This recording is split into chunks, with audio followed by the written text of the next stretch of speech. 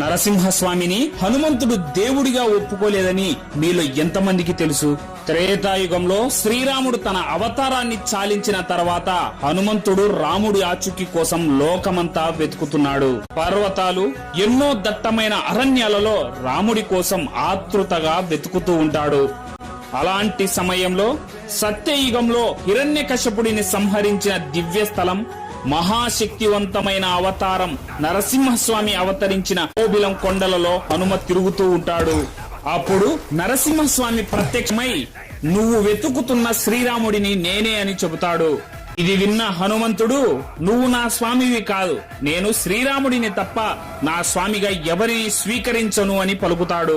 ఈ మాటలు విన్న నరసింహస్వామి చిన్నగా నవ్వి ఒక చేతిలో చక్రము, మరో చేతిలో విల్లును, మరో 2 చేతులతో అభయహస్తాలను చూపిస్తూ ప్రత్యక్షమవుతాడు. ఆ రూపాన్ని చూసిన హనుమంతుడు పట్టరాని ఆనందంతో కన్నీరు పెట్టుకుంటూ శ్రీరాముడి రూపంలో ఉన్న నరసింహస్వామిని నమస్కరిస్తూ నిలబడిపోతాడు.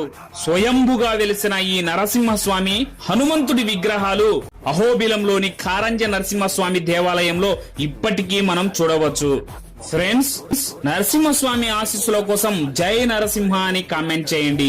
మన ఛానల్ ని సబ్స్క్రైబ్ చేసుకోండి.